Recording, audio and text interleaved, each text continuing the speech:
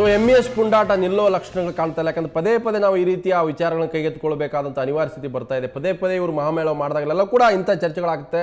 So ಈ ಬಾರಿ ಕೂಡ ಮಹಾಮೇಳದ ನೆಪದಲ್ಲಿ ಕರ್ನಾಟಕದ ವಿರುದ್ಧ ಕನ್ನಡಿಗರ ವಿರುದ್ಧ ಹರಿಹಾಯುವ ಮೂಲಕ ತಮ್ಮ ಉದ್ದಟತನವನ್ನು MES ತೋರಿದೆ. MESಗೆ ಇರ್ತಕ್ಕಂಥದ್ದು ಕೇವಲ ವೋಟ್ ಬ್ಯಾಂಕ್ ಪಾಲಿಟಿಕ್ಸ್ ಅಷ್ಟೇ. ಹಾಗಾಗಿ ಇವತ್ತು ಕೂಡ ನಾವು ಪ್ರಶ್ನೆಯನ್ನು ಕೇಳಿದ್ವಿ ಜನರಿಗೆ, MESನ ಪುಂಡಾಟಿಕೆಗೆ ಉದ್ದಟತನಕ್ಕೆ ಸರ್ಕಾರ ಬ್ರೇಕ್ ಹಾಕಿದೆಯಾ ಅನ್ನುವಂಥದ್ದು, ಹಾಕುವಲ್ಲಿ ವಿಫಲ ಆಗಿದೆಯಾ ಅನ್ನುವಂಥದ್ದು. ಬಹುತೇಕ ಈ MESನ ಪುಂಡಾಟಕ್ಕೆ ಬ್ರೇಕ್ ಹಾಕಲು ಸರ್ಕಾರ ವಿಫಲ ಆಗಿದೆ ಅನ್ನೋ ಪ್ರಶ್ನೆಗೆ ಇಲ್ಲಿ ಬಂದಿರತಕ್ಕಂಥ ಉತ್ತರ ಪೋಲಿಂಗಲ್ಲಿ ಹೌದು ಸರ್ಕಾರ ವಿಫಲ ಆಗಿದೆ ಅಂತ ಹೇಳಿದವರು 88% ಜನ, ಇಲ್ಲಿ ಪುಂಡಾಟಿಕೆ ಬ್ರೇಕ್ ಸರ್ಕಾರ ಹಾಕಿದೆ ಅಂತ ಹೇಳಿದವರು 12%. ಅಂದರೆ 90% ಜನ ರಾಜ್ಯ ಸರ್ಕಾರ ಇಂಥ ಪುಂಡಾಟಕ್ಕೆ ಬ್ರೇಕ್ ಹಾಕಿಲ್ಲ ಅನ್ನುವಂಥ ಅಭಿಪ್ರಾಯ ಆಗ್ತಾಗಿದೆ. ಸೊ ಇದು ಕನ್ನಡಿಗರ ಒಂದು ಓಟ್ಗಳು. ಬಹುತೇಕ ಇದು ನೋಡಿದ್ರೆ ಎಲ್ಲೋ ಒಂದು ಕಡೆ ನಮಗೆ ನೋವಾಗುತ್ತೆ. ಚಂದ್ರು ಅವರೇ, ಪದೇ ಪದೇ ಆಗುತ್ತೆ, ನಾವು ಪದೇ ಪದೇ ಮಾತಾಡ್ತೀವಿ.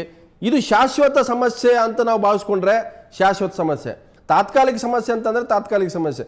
ಶಾಶ್ವತ ಪರಿಹಾರ ನಮಗೆ ಸ್ಪಷ್ಟ ಆಗಿರೋದ್ರಿಂದ, ಮಹಾಜನ ವರದಿ ಸ್ಪಷ್ಟ ಇರೋದ್ರಿಂದ ಹನುಮಂತನವರೇ, ಯಾಕೆ ಇದಕ್ಕೆ ತಾತ್ಕಾಲಿಕ ಶಾಶ್ವತ ಸಮಸ್ಯೆ ಉಳ್ಕೊಳ್ತಾ ಇದೆ?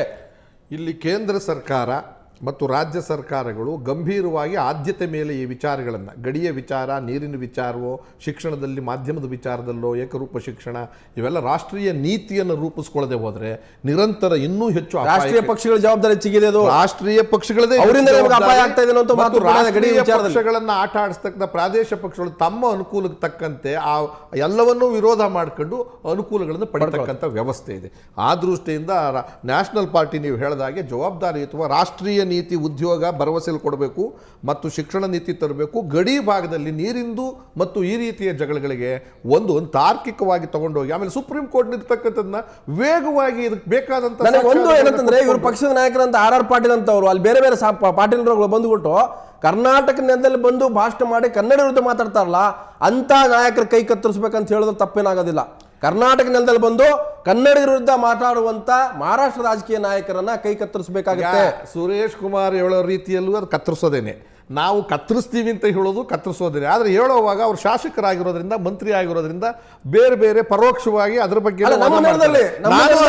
ಇವತ್ತು ಖಂಡಿತವಾಗ್ಲೂ ಹೇಳ್ತೀವಿ, ಅವರಿಬ್ಬರನ್ನ ಅರೆಸ್ಟ್ ಮಾಡೋದ್ರ ಜೊತೆಗೆ ಕ್ರಿಮಿನಲ್ ಕೇಸ್ ದಾಖಲು ಮಾಡಿ, ಒಂದು ವೇಳೆ ಯಾವ ಮಟ್ಟಕ್ಕೆ, ರಾಷ್ಟ್ರ ಮಟ್ಟಕ್ಕೆ ಇದು ಚರ್ಚೆ ಆಗೋಕ್ಕೂ ಚಿಂತೆ ಇಲ್ಲ, ಅವ್ರನ್ನ ಗಡೀಪಾರು ಮಾಡ್ತಕ್ಕಂಥದ್ದು ಅಥವಾ ಸದನದಿಂದ ಹೊರಗಾಗ್ತಕ್ಕಂಥದ್ದು, ಸದಸ್ಯತ್ವ ಅವರು ಶಾಸನಸಭೆ ಸದಸ್ಯರಾಗಿರೋದ್ರಿಂದ ಅವರ ಕ್ಷೇತ್ರದ ಸಮಸ್ಯೆಗಳು, ಅವರ ಅಭಿವೃದ್ಧಿ ಕೆಲಸಗಳು ಪ್ರತಿಯೊಂದನ್ನು ಕೇಳಕ್ಕೆ ಸಂಪೂರ್ಣವಾದ ರೈಟ್ಸ್ ಇದೆ, ಹಕ್ಕಿದೆ ಅವರಿಗೆ.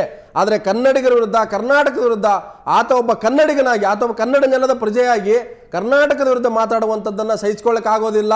ನಿಮ್ಮ ಸರ್ಕಾರ ಸಹಿಸಿಕೊಳ್ತಾ ಇದೆ. ಖಂಡಿತ ಒಂದು ಯಾಕೆ ನಿಮ್ಗೆ ಬಂಧಿಸಕ್ಕೆ ಏನು ಸಮಸ್ಯೆ ಆಗಿದೆ? ಯಾವ ಕೈ ಕಟ್ಟಾಕಿದೆ ನಿಮ್ಗೆ? ಅವರು ಶಾಸಕ ಅನ್ನೋ ಕಾರಣಕ್ಕೆ ಬಂಧನ ಮಾಡದೆ ಬಿಟ್ಟಿರ್ಬೋದು ನನ್ನ ಊಹೆ.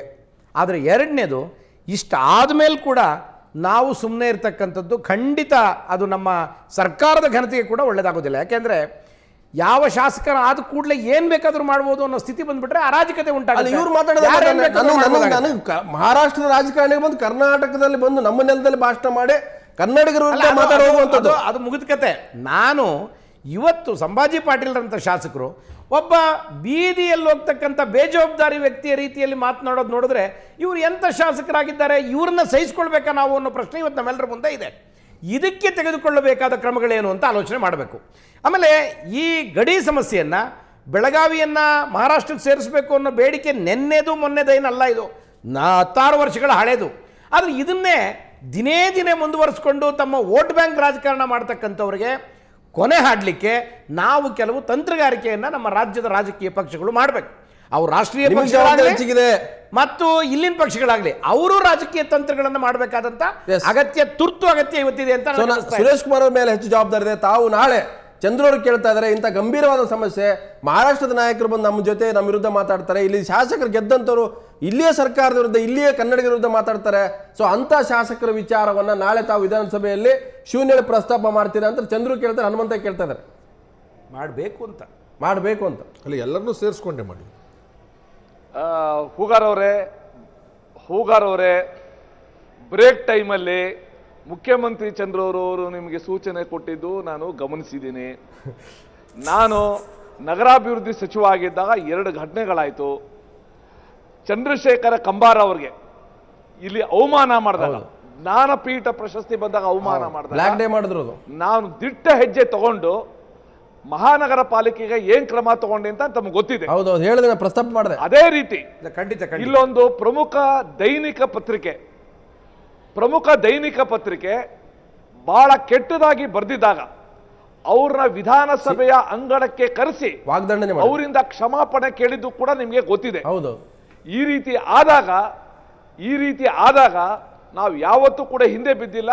ನಾಳೆ ನನ್ನ ಪಕ್ಷದ ಸಭೆಯಲ್ಲೂ ಕೂಡ ಇದನ್ನ ಪ್ರಸ್ತಾಪ ಮಾಡಿ ಅಲ್ಲಿ ಸ್ಪೀಕರ್ ಮುಖಾಂತರ ಇದಕ್ಕೆ ಒಂದು ತುದಿ ಕಾಣಿಸೋದಕ್ಕೆ ನಾನು ಪ್ರಯತ್ನ ಪಡ್ತೀನಿ. ಖಂಡಿತ ಸುರೇಶ್ ಕುಮಾರ್ ಅವರೇ ತಮಗೆ ಧನ್ಯವಾದ. ಯಾಕಂತಂದ್ರೆ ಬಹುತೇಕ ಶಾಸನಸಭೆ ನಡೆಯುವಾಗ ಇಂಥ ವಿಷಯಗಳಿಗೆ ಶಾಸನಸಭೆಯಲ್ಲೇ ಉತ್ತರ ಸಿಗಬೇಕು, ಅದಕ್ಕೆ ಸಮಸ್ಯೆಗಳಿಗೆ ಪರಿಹಾರ ಸಿಗಬೇಕು. ಬಹುತೇಕ ಚಂದ್ರು ಮತ್ತು ಹನುಮಂತೇವರು ಆಗ್ರಹ ಮಾಡಬಹುದು, ನಾವು ಕೂಡ ಕೇಳಬಹುದು. ಆದರೆ ಶಾಸನಸಭೆಯಲ್ಲಿ ಇರ್ತಕ್ಕಂಥ ಶಾಸಕರು, ಸರ್ಕಾರ ಇದೆ, ಪ್ರತಿಪಕ್ಷಗಳಿದ್ದಾವೆ.